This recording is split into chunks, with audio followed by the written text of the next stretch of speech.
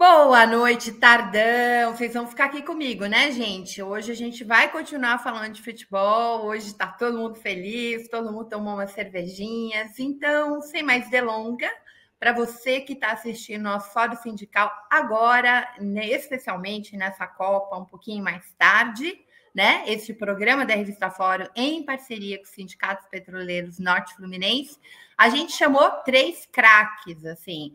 Todo mundo que entende muito de futebol, muito de política, para falar um pouquinho, né, não só do nosso jogo hoje do Brasil, tá, mas da paixão brasileira, que é o futebol, né, da paixão da classe trabalhadora, mas também de direitos humanos, coisas que a gente também, né, embora a gente vá falar um pouco do Catar, o Brasil também está devendo muito, né, nesses anos aí de extrema direita, nesses anos de intolerância.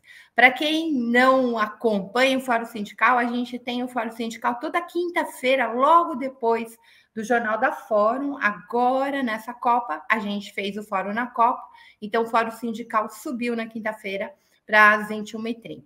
Sem mais delongas, eu já sei que o Rafael Castilho está aí. Oi, Pro, que saudade, Que saudade, Rafael! Que saudade de você! Ó, eu tô de amarelinha. Você conseguiu! Consegui. Conseguiu. Eu já vi que o Lula também estava hoje, isso faz muito bem.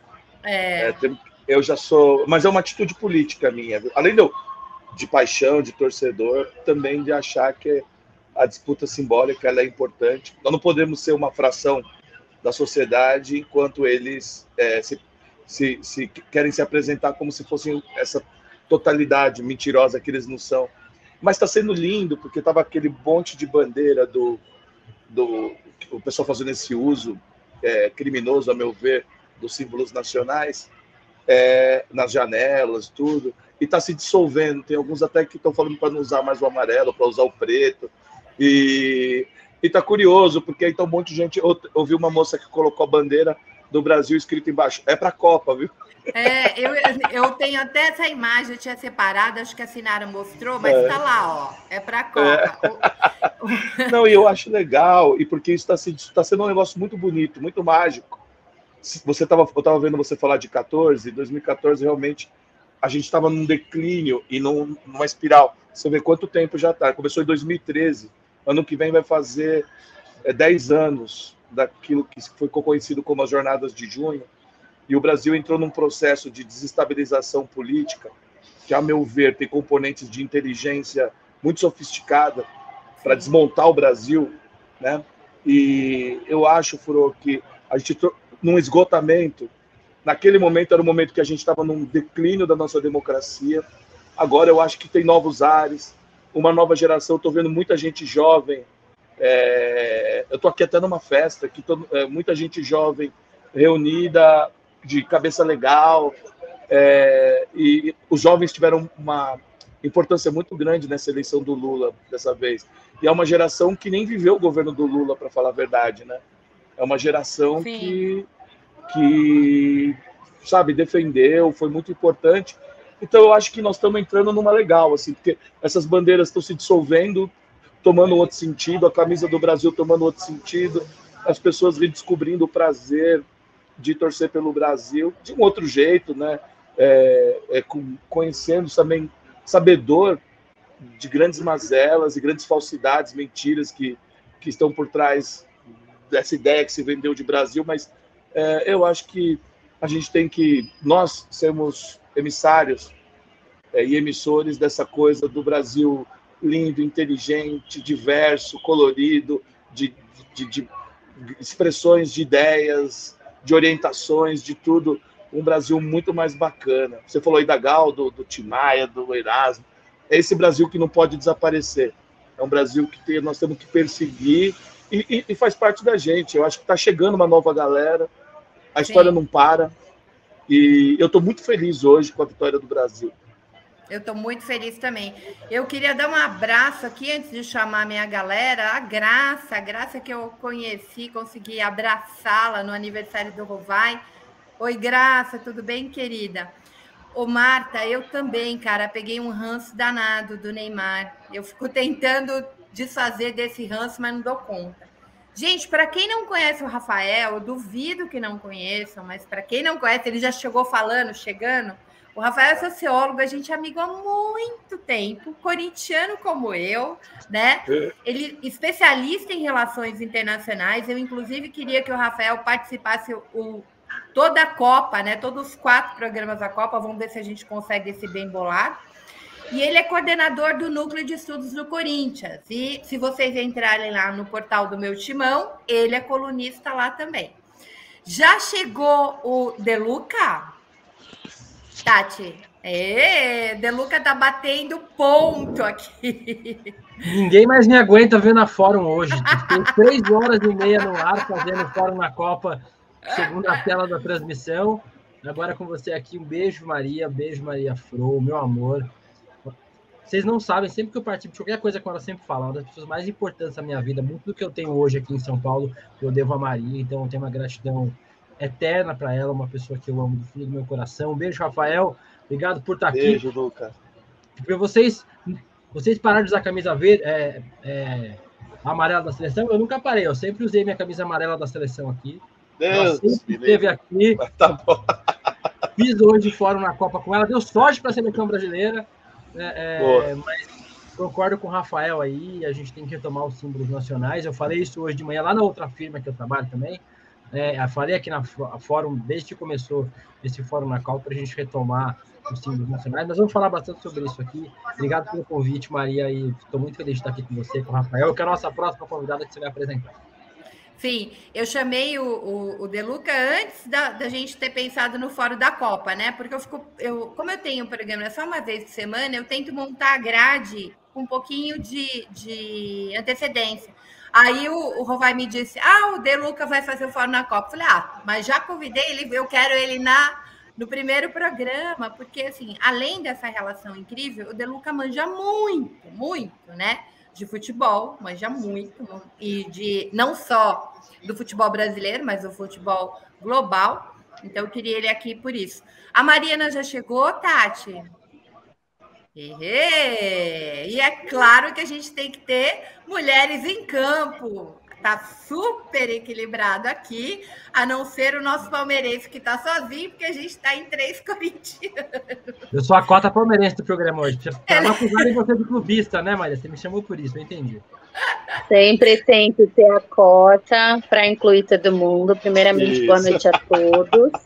Agradeço o convite. Sou a Mariana, como ela me apresentou, e eu sou uma das fundadoras do projeto Mulheres em Campo, que é um site onde só escrevem mulheres a respeito de futebol. E aí, ao longo dessa jornada, eu ganhei um grande parceiro, que é o Vitor Farinelli, que foi quem me indicou para a Fro aí para estar participando aqui hoje. E aí, a minha jornada é meio blogueira, muito professora, então é um pouco de tudo. Muito bem.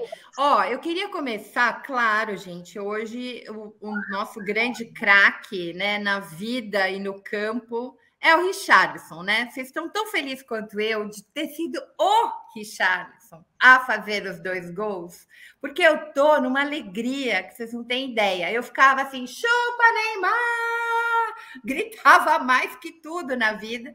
E aí eu queria colocar, antes da gente falar um pouquinho dele, eu queria que a Tati colocasse, eu mandei para você, Tati, um printzinho de uma matéria do Richarlison, que não sei se você viu, se você viu, põe aí na tela para gente, porque tem uma frase. Esse é o Lula, é o clássico, mas tem Tati, eu mandei para ti, do Instagram, de uma matéria mesmo, que tem ele no centro.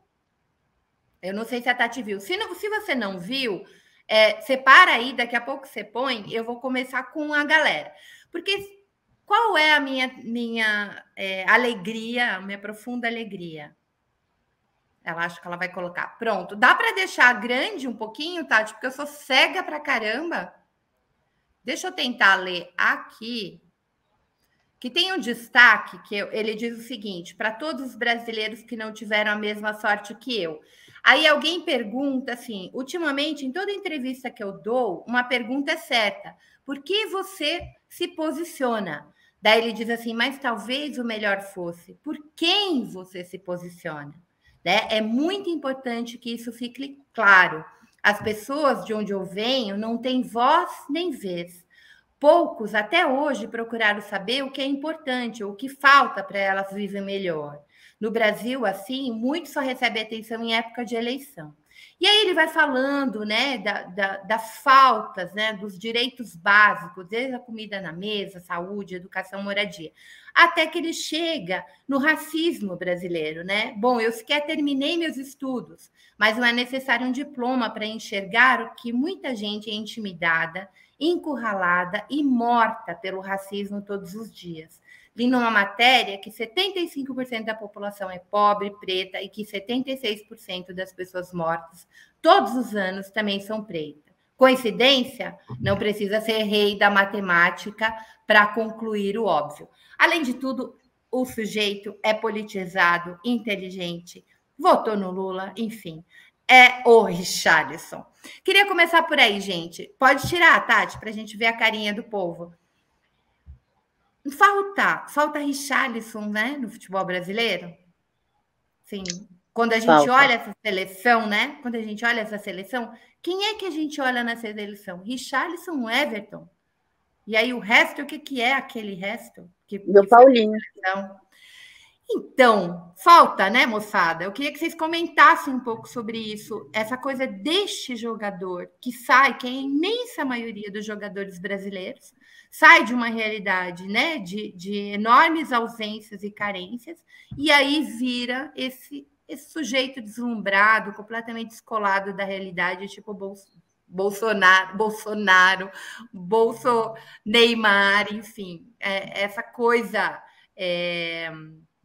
Gabigol, que faz festa em pandemia, entendeu? Eu queria que a gente conversasse, começar por aí, porque quando a gente olha onde está ocorrendo o Catar, né, a Copa, tem um monte de coisa complicada lá, mas a gente também tem aqui, né? A gente aqui tem, e aí essa fala do Richarlison, começar de ter noção, né, consciência racial, consciência de classe. Hoje eu descobri uma coisa que eu não sabia do Richarlison, que ele fez o leilão da chuteira e doou, né, para a USP Vida. Enfim, o cara só melhora, só melhora. Então eu olho para um sujeito desse e falo, nossa, que bom que ele abriu a Copa e abriu da forma que abriu. Então, deixa eu ver, vou começar pela Mariana, aí vou para o William e depois para o Castilho, tá bom? Olha só que responsabilidade. Bem, eu acho que a primeira coisa, quando eu penso no Richarlison, eu lembro da frase do Paulo Freire, porque eu sou pedagoga, então eu puxo para o meu lado, né? Que ele diz que quando a educação não é libertadora, o sonho do oprimido é ser opressor. E a gente vê isso na maioria dos jogadores de futebol. São meninos que têm uma infância extremamente pobre, uma infância de extrema escassez, e quando emergem socialmente, a maioria esquece o lugar de onde veio, ou se tornam pessoas horríveis, como são casos que nós temos assistido aí, de jogador mandando mulher que engravida tira filhos, chamando mulher de mercenária, virando as costas para suas origens. E eu creio que seja um consenso entre nós, sobretudo aqui que temos 3 corintianos, que são aí com certeza apaixonados por Sócrates, que é o meu ídolo pessoal, é o cara que eu tenho como o ponto-chave de tudo. Eu prezo por jogadores que se colocam, porque futebol e política caminham juntos, né? O futebol é um ato político, é um ato de resistência, sobretudo para homens negros, né? Para o homem negro conseguir jogar e exercitar a sua prática, foram anos lutando lá dentro. Então, ver esses 2 gols do Richarlison, porque o segundo foi fora de série, é de um extremo significado, porque a gente vê o que tanto se colocava, que se vendia para a Copa, que era o Neymar, que falava, olha, vou comemorar dando gol para o Bolsonaro, saindo chorando, não desejo mal para ninguém, mas eu não fiquei triste, e aí um menino incrível, brilhando, tendo essa consciência que ele tem, porque futebol é algo que você coloca para as pessoas uma paixão, então ele pode despertar em outros meninos esse caminho ali de é possível emergir socialmente, mas sem pisar nas pessoas e tendo essa consciência. Muito bem. William, lembrei aqui, sabe de quem? Do Casagrande, que a gente já entrevistou no Fórum Sindical, e ele tinha tem essa clareza, né, desde sempre, e fez um texto muito interessante para o Neymar, e acho que ele vai fazer um para o Richarlison, porque não tem como não se inspirar vendo o jogo de hoje. Bora lá, William. Eu acho que a Mariana trouxe um ponto bem importante, né? Ela fala desse lugar, tipo, de pedagoga, e eu acho que tem muito a ver com educação. Eu fiz um podcast chamado Nos Armários dos Vestiários, lá no Globo Esporte e no Globoplay, que fala sobre homofobia no futebol, homofobia e machismo no futebol e como se dá essa construção. E no podcast a gente usou um episódio para falar sobre as categorias de base, né? Como é que os atletas são criados na categoria de base. E não há espaço para discussão política na categoria de base. E não é política partidária, né, para votar em X ou Y, mas para discutir racismo, machismo, homofobia.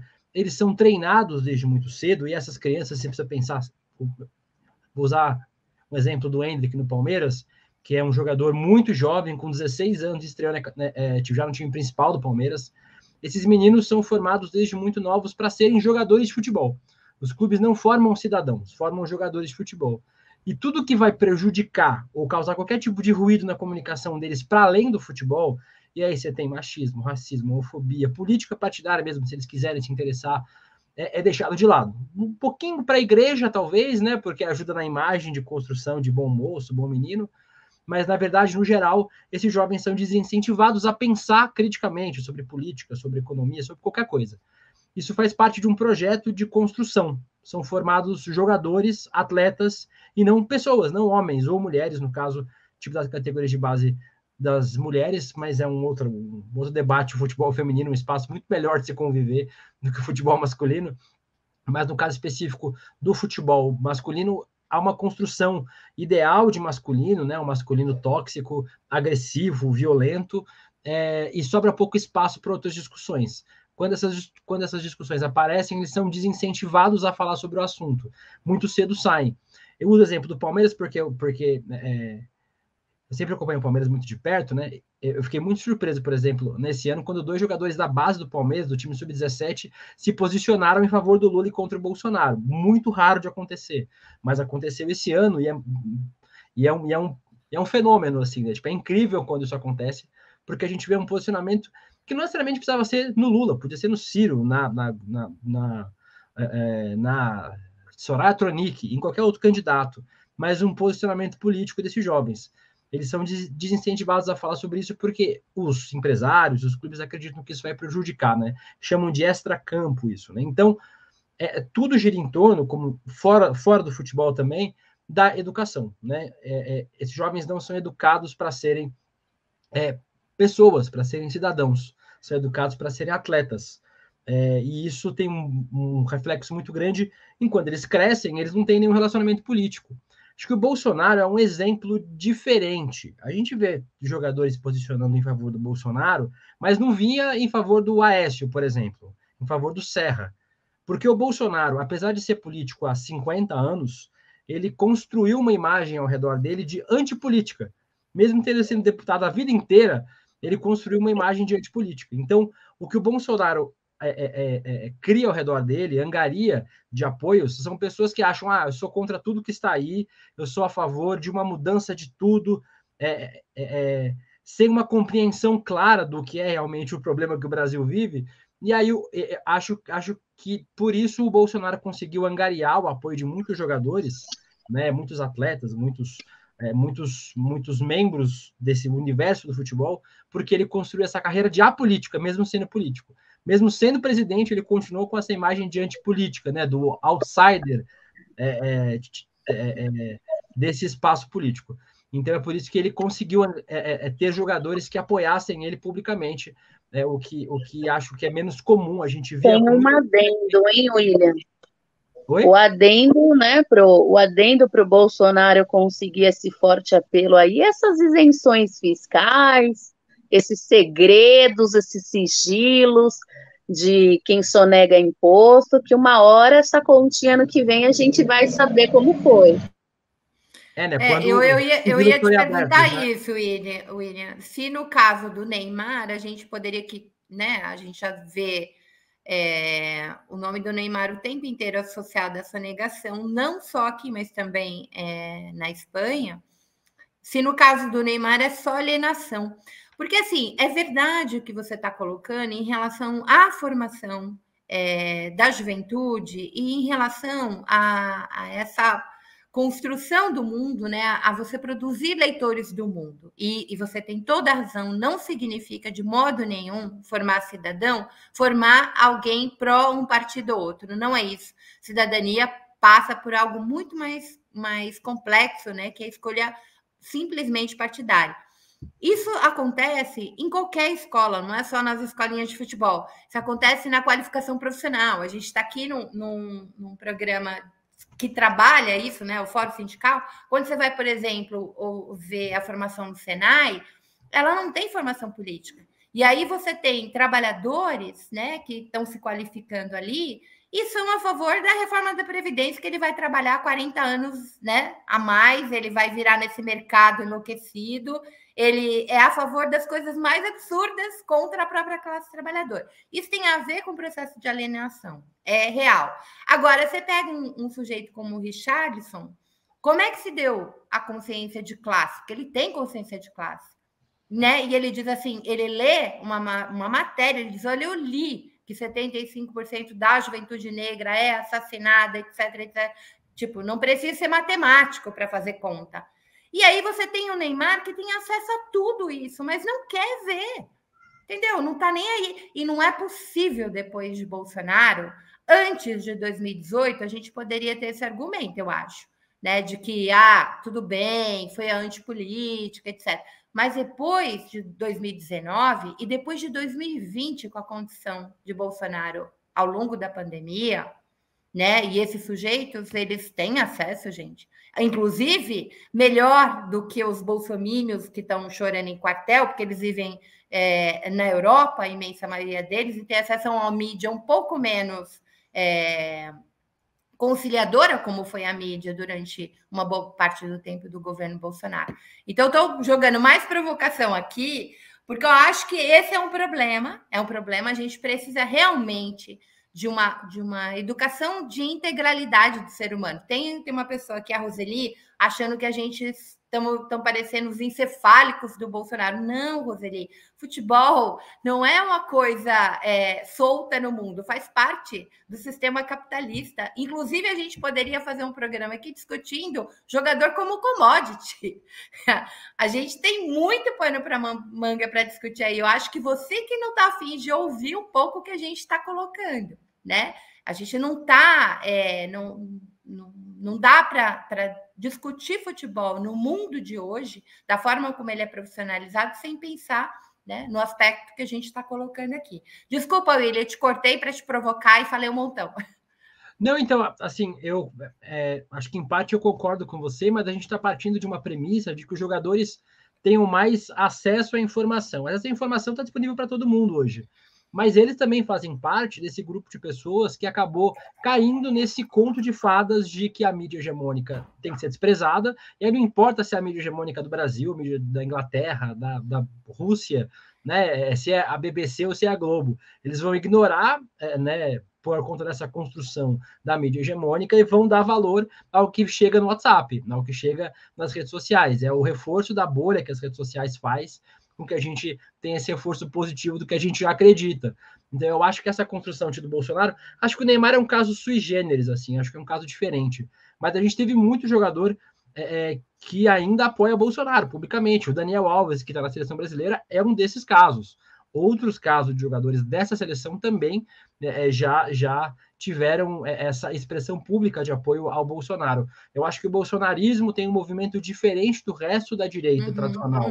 Acho que a gente não tinha muitos jogadores se expressando em favor do Lula, do Aécio, do Serra, da Dilma, né, como hoje a gente tem em relação ao Bolsonaro, porque eu acho que ele conseguiu cooptar esse sentimento de apolítica, e aí, para os clubes, talvez, se posicionar em favor de Bolsonaro não é se posicionar politicamente, é se posicionar num movimento social, patriota, em favor do Brasil, apesar da gente saber que não é, mas criou-se esse imaginário. Acho que essas pessoas foram entrando no bolsonarismo, aderindo ao bolsonarismo por isso.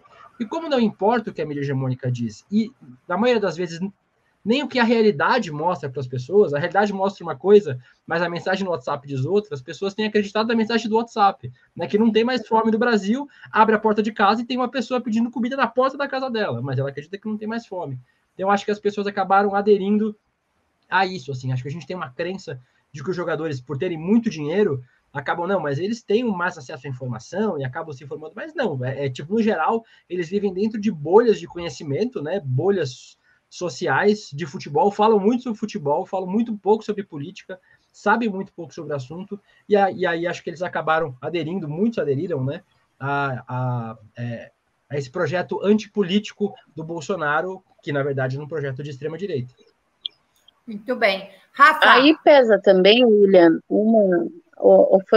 perdão interromper, uma questão de uma visão do que é meritocracia, né? É uma coisa muito debatida e colocada, e o jogador, quando emerge socialmente, a gente tem que lembrar que o espaço de ganhar altos salários é restrito a pouquíssimos. A maioria ganha salários miseráveis. Então, se você pensa nisso e pensa nessa questão de meritocracia, o cara se coloca como uma pessoa de venci na minha vida. E ninguém quer sair do seu local de privilégio. Se eu cheguei ao meu local de privilégio, para quem que eu vou olhar? Por que eu vou olhar para quem está para trás? Então, aí entra uma questão desse debate há muito tempo da meritocracia.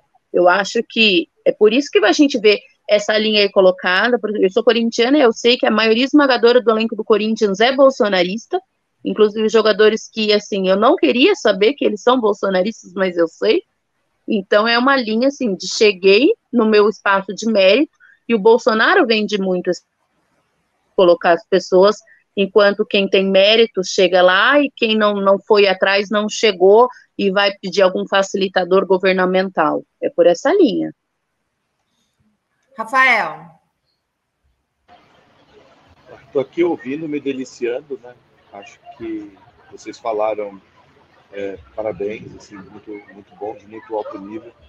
Só para complementar um pouco as coisas que foram ditas, eu vejo assim, quanto a essa questão do jogador, da alienação, da adesão à extrema-direita, eu vejo o seguinte: primeiro a gente precisa entender que o jogador está dentro da sociedade, né? Dentro daquilo que está acontecendo.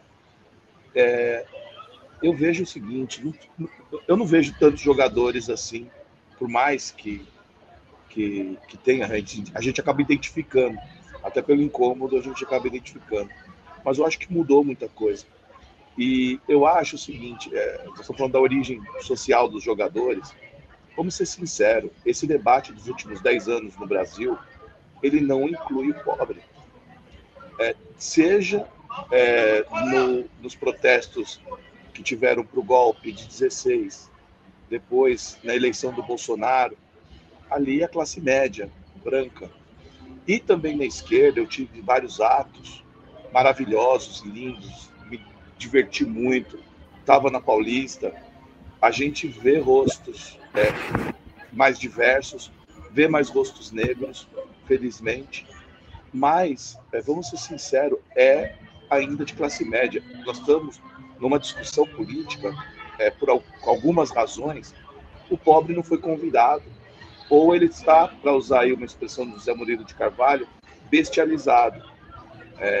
A eleição, felizmente, o Lula ganhou, foi por pouco, né? Foi por muito pouco, e agora nós estamos vivendo, está se realizando algo que tem acontecido no Brasil nos últimos anos, que é uma guerra civil institucional, entre instituições, algo muito pesado, o qual o povo assiste bestializado de alguma forma.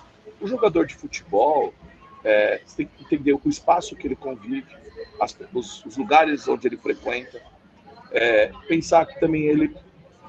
Imagina o nível educacional do Brasil, das escolas públicas do Brasil, porque ele não foi, como o William falou, sabe? Ele não foi convidado para discutir certas questões, né?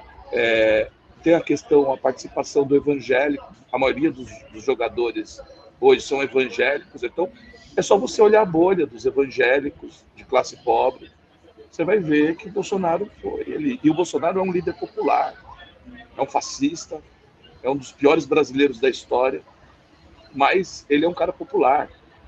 A gente não pode começar de erros, porque a gente vai cair, sabe, vai desencadeando outros erros. Ele tem um discurso popular e atinge certas camadas, né, da sociedade. Mas eu acho que mudou muito. Se a gente for ver o que foi em 2018, o que foi em 2014, o Richarlison, que é maravilhoso, ele já é um ponto, já tem outros jogadores que... o William usou o exemplo aí dos jogadores do Palmeiras, no Corinthians também houve outras expressões, outras vozes.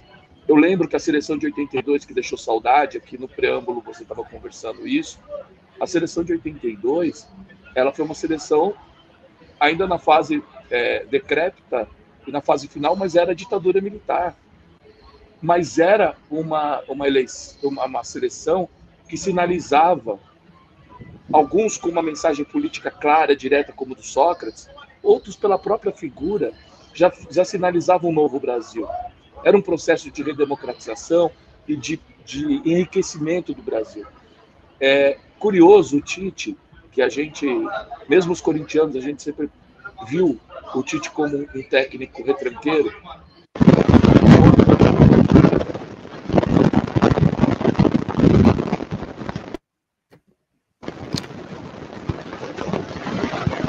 Tá um chiado muito grande. A gente te perdeu. Desliga um pouquinho o som, sai e volta. Tava muito forte, né? Eu tava de fone e começou... Bom, enquanto o Rafael volta e conclui, eu queria que a gente fosse para o nosso tema. Teve algumas manifestações, né, das seleções... Algumas seleções, eu sabia que a brasileira não ia fazer nada, não ia se manifestar. Eu pedi para a Tati. Tati, coloca aí, eu acho que é a seleção da Inglaterra, é isso? A da Inglaterra que cobriu a boca, não foi, William? Não, foi a da Alemanha. Essa é da Alemanha, é. A Inglaterra ficou de usar a abraçadeira, né? Essa é da Alemanha. Eu morri de rir, porque tinha muito meme sobre esse uniforme da Alemanha. Mas, enfim, pode tirar, Tati. Rafa, melhorou? A gente não te ouve.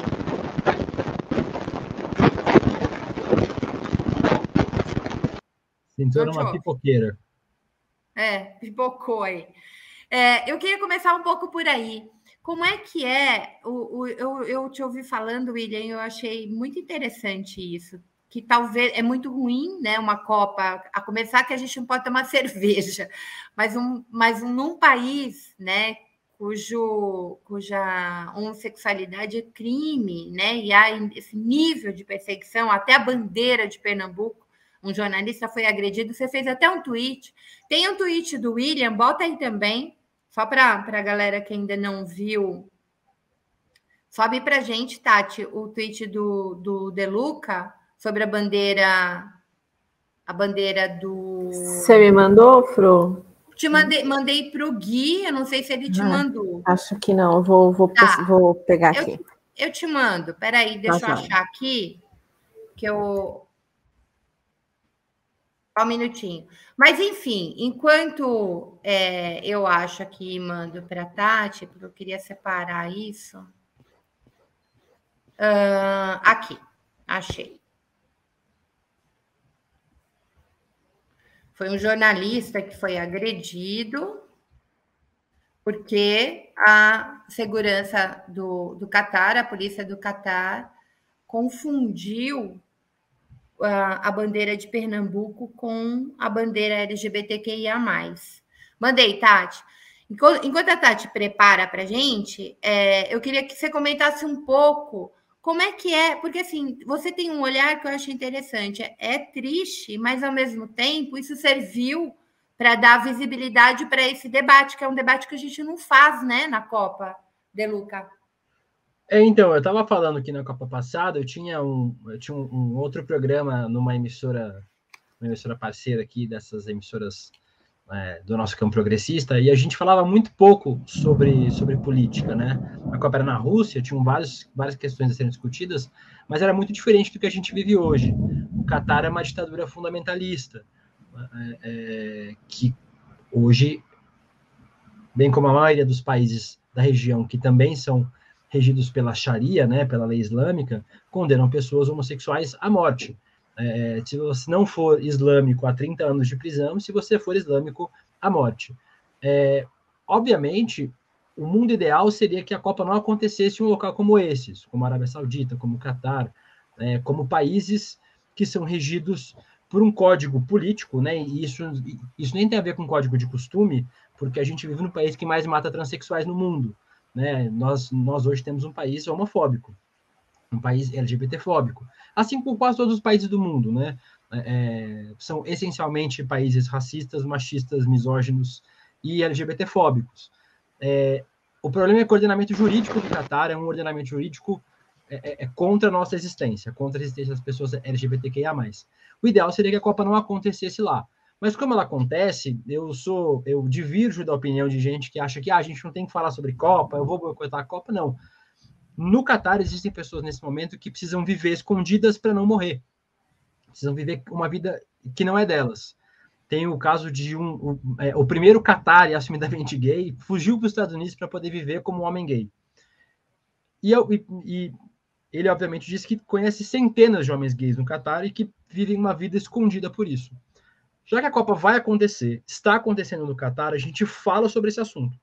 A gente cobre a Copa, quem gosta de Copa, eu gosto muito de futebol, então sempre acompanho. E aí a gente aproveita a Copa do Mundo para jogar luz a esse problema. Assim como aconteceu no Brasil, a gente jogou luz a problemas que aconteciam no Brasil. O mundo jogou luz a problemas que aconteciam no Brasil, como aconteceu na Rússia, como acontece em outros países. Porque a Copa é uma oportunidade de discutir o mundo além do futebol. E a gente aproveita esse momento para isso.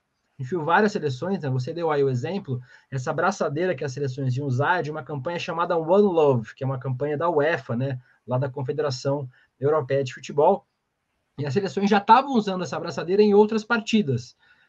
Tanto que vários jogadores, o Gareth Bale, que é o capitão da seleção de País de Gales, o Emmanuel Neuer, que é o capitão da Alemanha, o capitão da Inglaterra, todos já usaram essa abraçadeira e disseram que iam usar na Copa, mas foram proibidos de usar por conta da FIFA. A FIFA ela proibiu as seleções, a seleção alemã, inclusive, denunciou que sofreu um assédio da FIFA, com risco de ser eliminada da Copa caso descumprisse a ordem e usasse a abraçadeira. Então, assim, as seleções se movimentaram. A Dinamarca acho que a mais vocal de todas, inclusive, ameaçou se desfiliar da FIFA, né, e já deu um voto contrário à reeleição do atual presidente, o Gianni Infantino.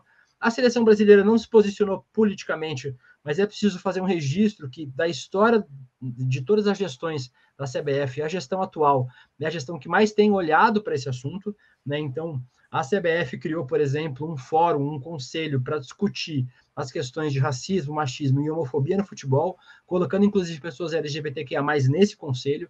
Então, apesar do Brasil não se movimentar nesse sentido, enquanto seleção brasileira, a CBF tem se movimentado, né? Fez um fórum, tem participado de eventos nesse sentido.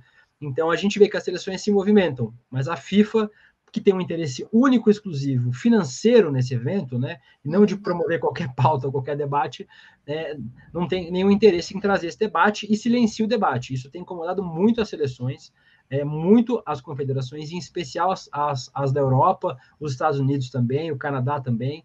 Essas seleções todas têm mostrado descontentamento em relação a isso. Então, mostra que a FIFA tem um interesse muito financeiro na Copa e pouco interesse realmente em discutir qualquer outra coisa, o que é muito triste, porque era uma oportunidade.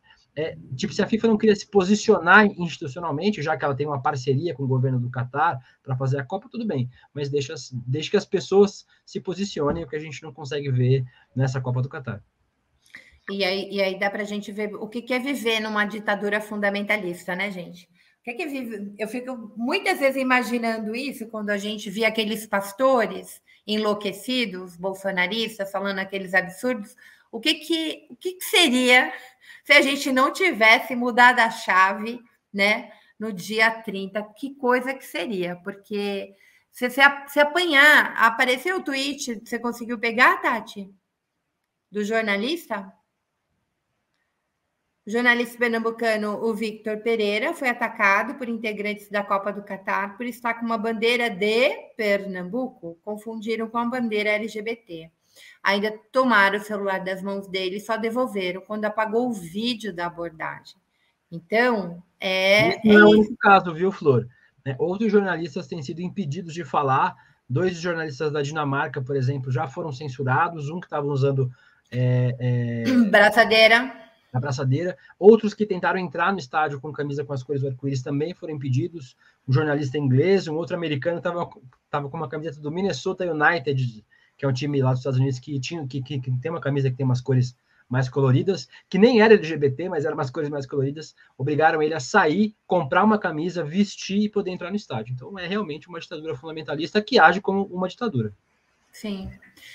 A Mariana saiu e ia passar a bola para ela falar sobre as mulheres. Mas aí, Rafa, melhorou seu som? Aí você conclui e a gente já passou para o...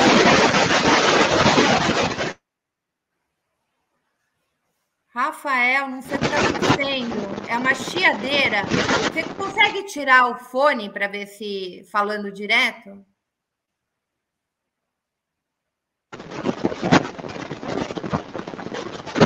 Não vai rolar, Rafa. Vamos lá, vocês me ouvem agora melhor?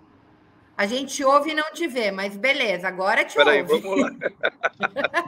Peraí que eu chego lá, vamos lá. O problema é de cada vez, né? Agora vocês me veem? Então o fone que estava ruim, era o fone. Era o fone, então tá. Acho que teve alguma interferência aqui, eu peço desculpa. Bom, você quer passar para a Mariana primeiro? Não tem problema. Eu queria que a Mariana comentasse um pouco, que a gente estava falando dos direitos no Catar, LGBT, mas também mulheres, né, gente? Mulheres no Catar, numa ditadura fundamentalista, vive como subcidadão, né? Com pouquíssimos direitos. E a gente aqui, Mariana, você é uma dessas mulheres, né, que lutam para se apropriar do futebol também como uma coisa de mulher, que a gente entende de futebol, a gente pode escrever sobre futebol, a gente pode narrar futebol, e a gente pode jogar futebol e ser campeão, e fazer muito bonito, né? Porque o futebol feminino dá lindo. O que você acompanhou aí? Você começou a ler mais sobre o Catar? Bem, eu sou uma acompanhante assídua do futebol feminino. Eu vou aos jogos do Corinthians feminino, faz parte da minha realidade. Eu acho que o que mais chamou a atenção nessa Copa foi a iraniana chorando, né?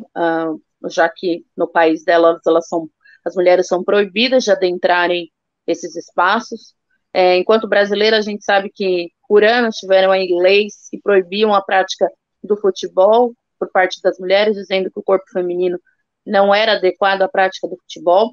E complementando o que o William falou, que a gente precisa lembrar do porquê que a FIFA passa pano para esses governos, que inclusive inclui a Rússia, porque os homossexuais são perseguidos sim na Rússia e foram perseguidos durante a Copa do Mundo, ou seja, estamos na segunda Copa seguida em países que perseguem minorias. Por que a Rússia faz isso? Eu vi uma fala do Jerome Valk, de 2013, que ele dizia que democracia demais atrapalhava a execução das Copas do Mundo. Ele falou que, ele foi claro em dizer isso, ele falou, vamos dizer que eu sou louco, mas países democratas demais atrapalham a execução da Copa do Mundo. Ou seja, para eles ter algum tipo de proibição, facilita a execução. E por que facilita? Porque tem mais dinheiro. A Copa mais cara do mundo é essa Copa do Catar. Nunca se gastou tanto para fazer uma Copa do Mundo como essa.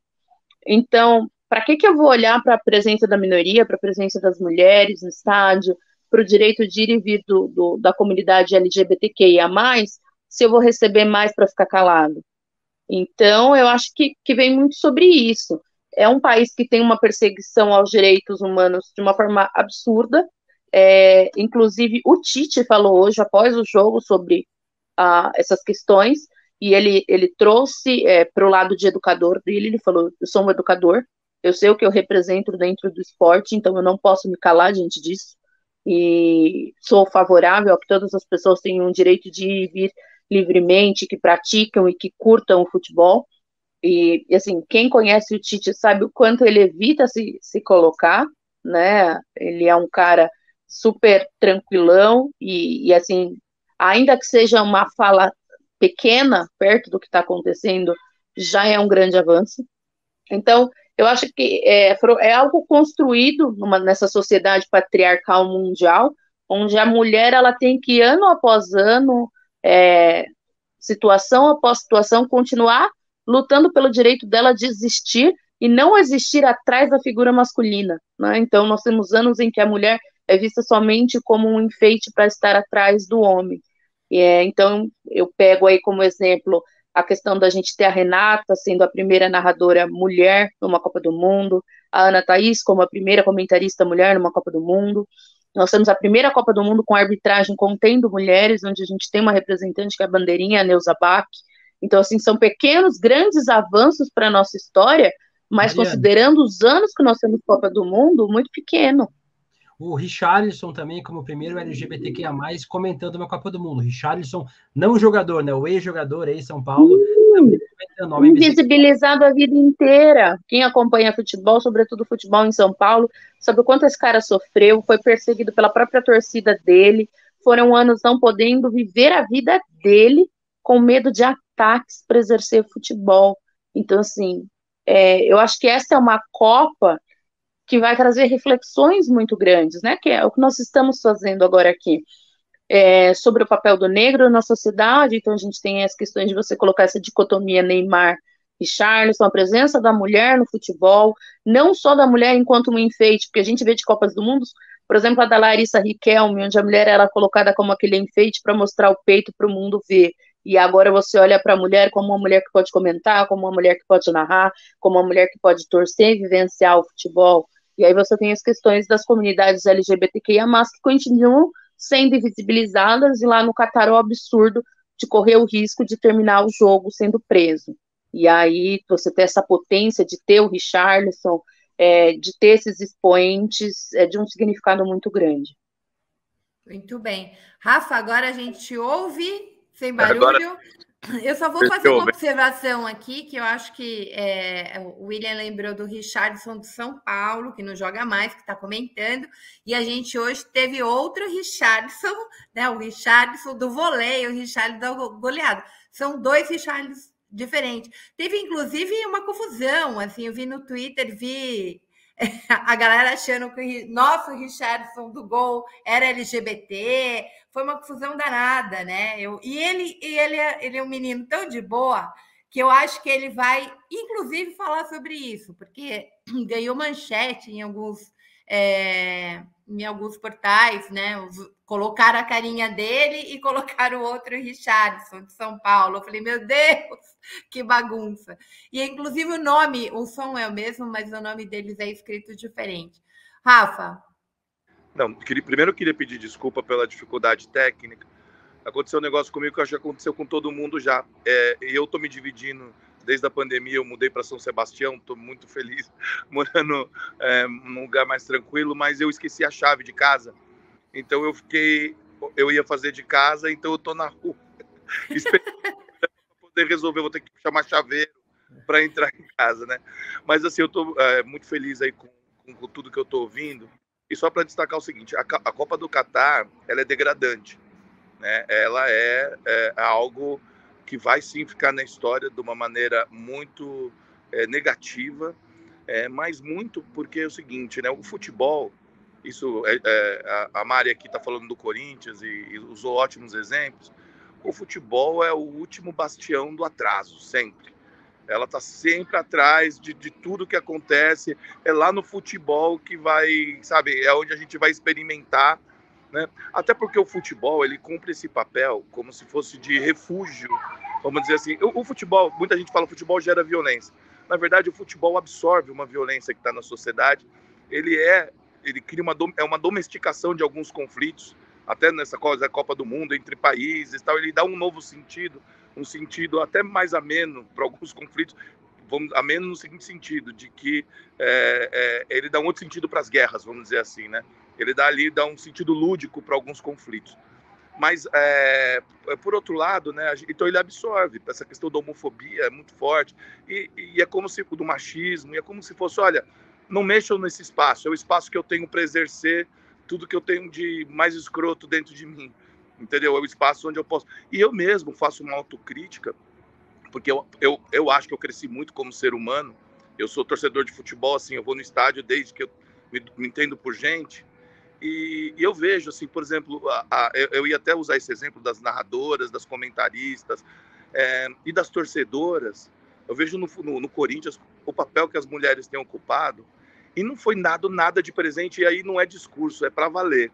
As minas, assim, elas conquistaram o espaço lutando contra tudo que existe de mais atrasado entre nós mesmos. Assim, eu fazia brincadeiras e dentro do estádio, de coisas que eu achava que era porque eu falava, não, esse aqui é um espaço onde eu posso falar aquilo que eu quiser, onde eu posso ser escroto, onde eu posso, sabe, eu estou entre meus amigos homens, eu posso, sabe, e a gente viu como as mulheres conseguiram enfrentar, conseguiram conquistar esse espaço, conquistar um protagonismo. No Corinthians, as minas estão carregando o Corinthians nas costas faz muito tempo, cara.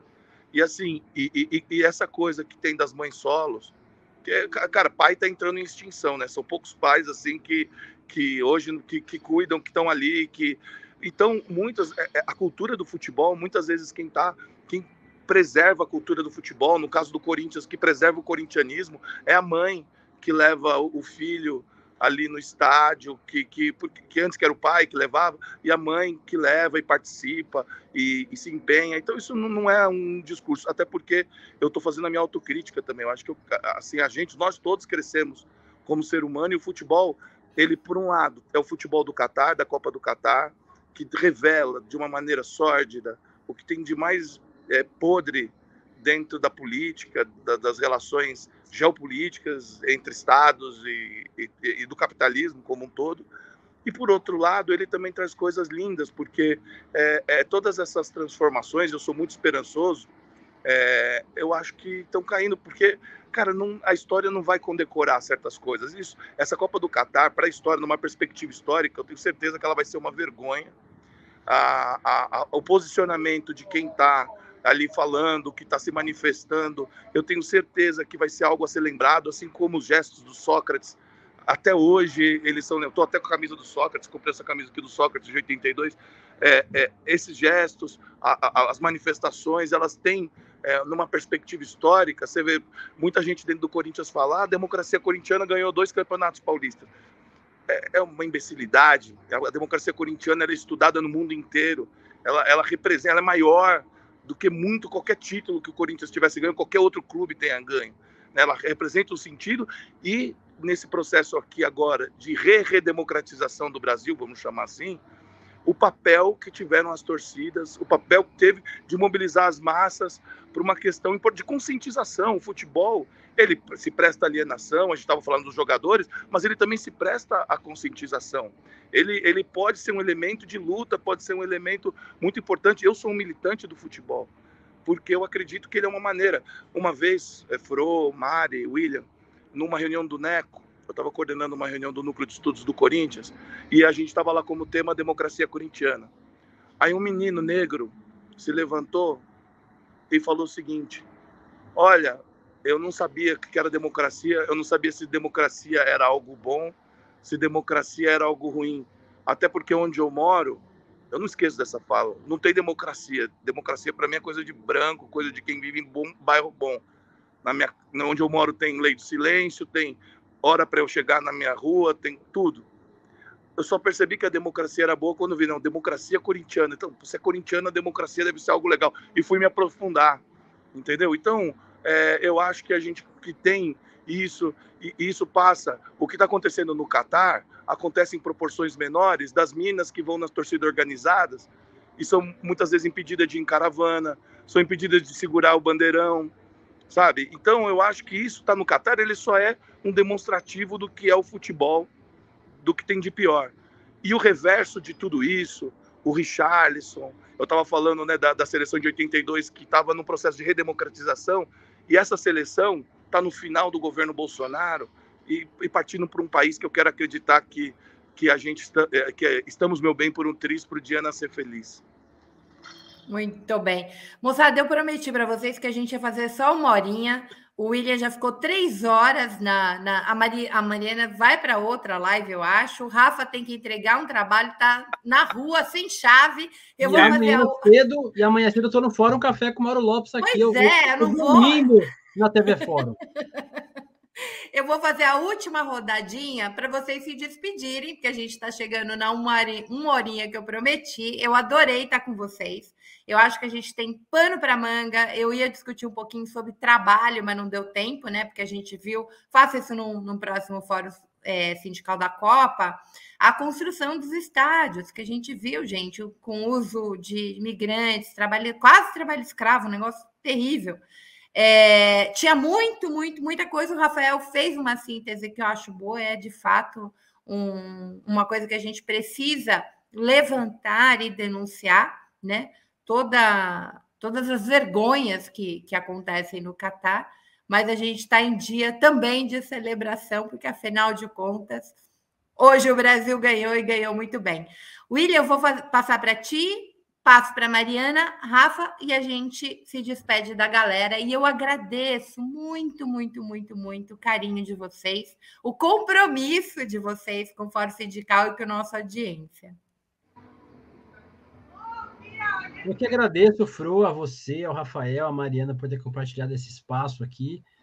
Eu, como um dos fundadores da Palmeiras Livre, que é a mais antiga torcida LGBTQIA+, de atividade do Brasil, e da Canarinhos LGBT, que é o coletivo de torcidas e coletivos LGBT, que reúne 19 torcidas de 18 clubes pelo Brasil.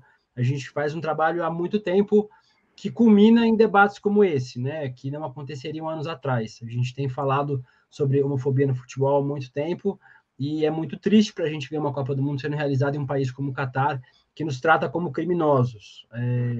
A gente fica feliz de ter espaços como esse,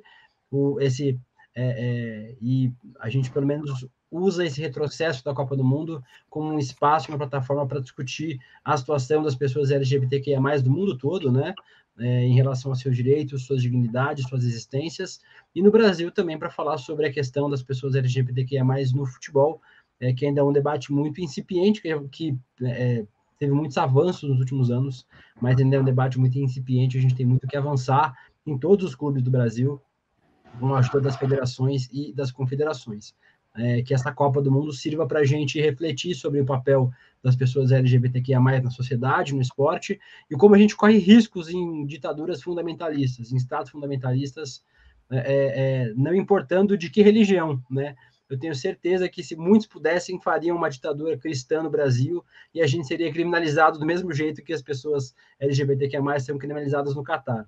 Então a gente precisa ficar atento, forte, mas agora com tempos de mais esperança em 2023, com um novo governo, um governo que não é assumidamente homofóbico como o atual governo, um governo que promoveu muitos avanços quando pôde em relação às políticas LGBTQIA+, e que a gente continue avançando, tem uma sociedade mais diversa, mais plural, um futebol mais plural, e um espaço mais justo para a gente discutir essas questões. Te agradeço, Maria, de novo, um beijo para o Rafael e para a Mariana por ter compartilhado esse espaço aqui comigo. Beijo, querido. Eu acho, gente, que os círculos, né, de cultura que o Lula anda falando tanto, os conselhos, os comitês, eu acho que pode ser grandes espaços, né, de debate, reflexão e de avanço democrático. Mariana, com você. Bem, primeiro eu queria agradecer, peço desculpa pelos problemas aqui com o meu sinal. Sempre que me chamam para falar de futebol, eu fico muito feliz. Não à toa nós temos aí o site.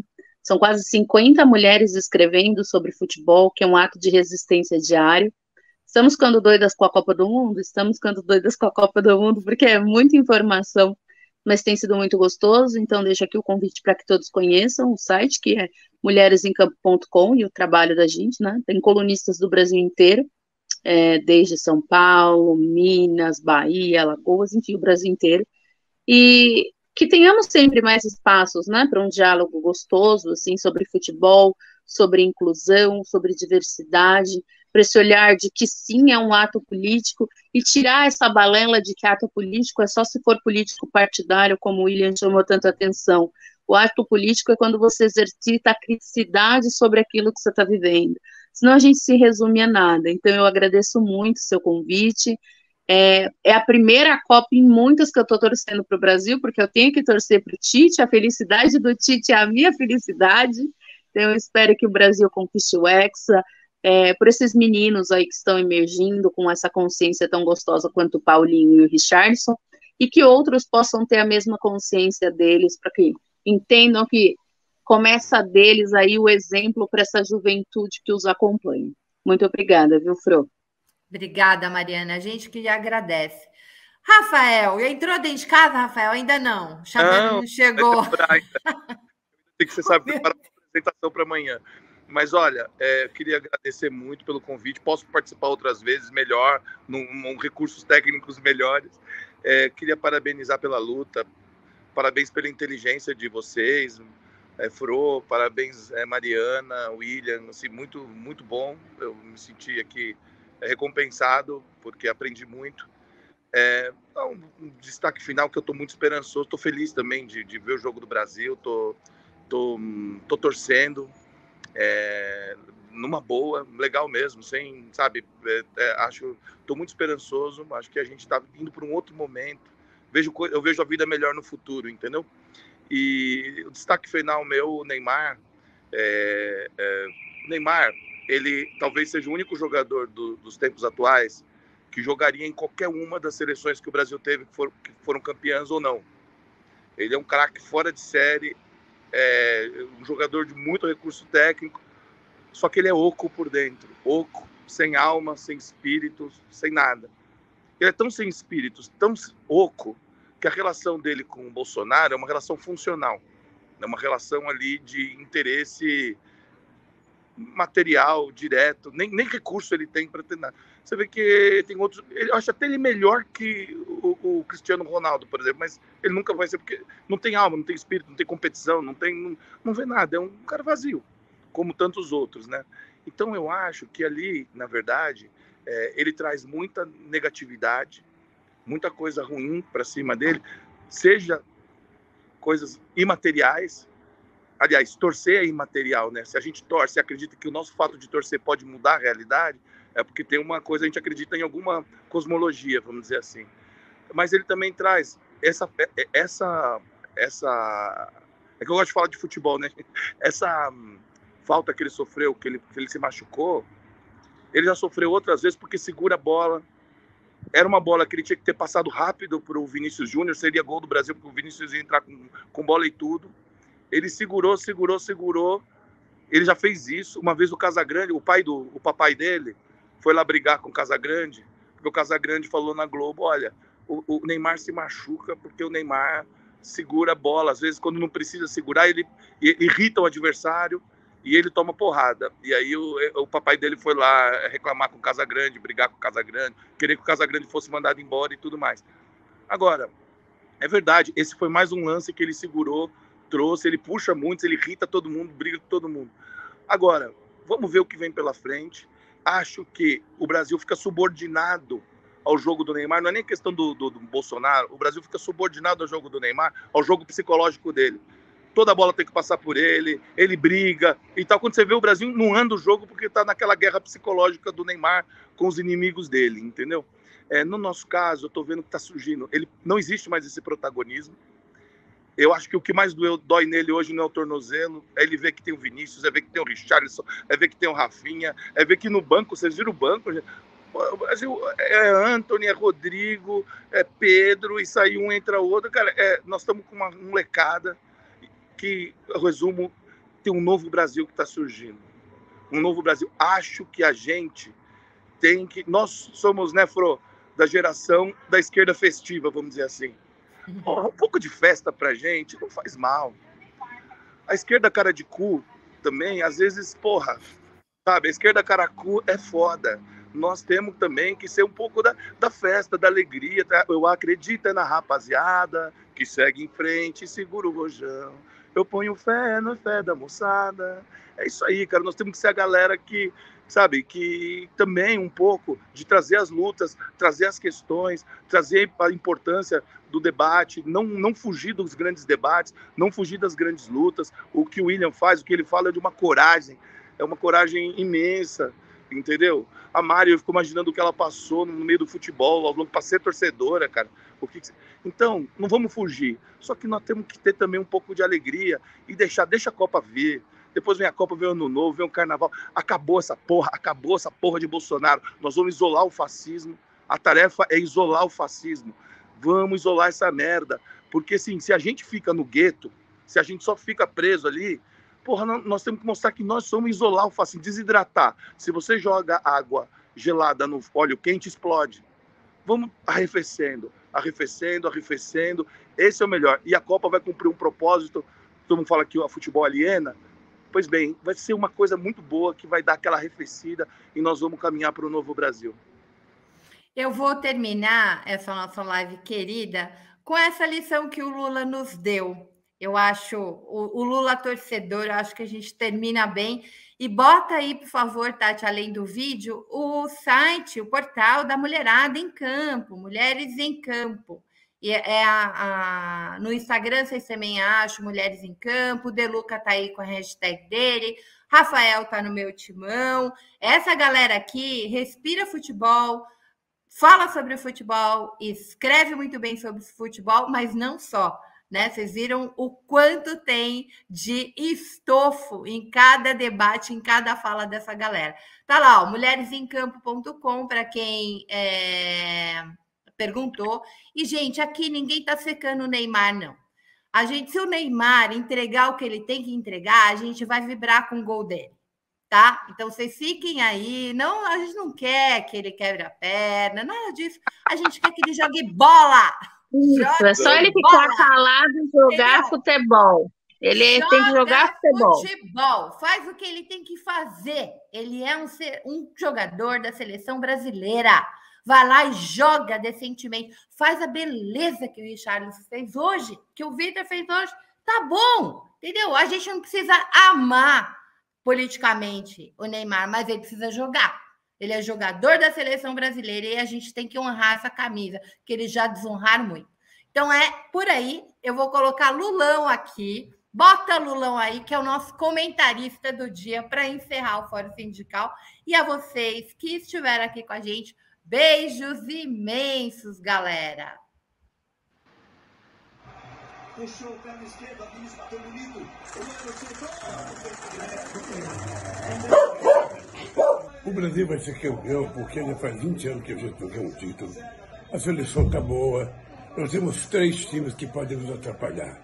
A Inglaterra, que está muito boa, a Espanha, que está bem, e a França, que é o último campeão do mundo. Mas eu acho que Deus vai nos ajudar dessa vez e nós vamos ser campeão do mundo.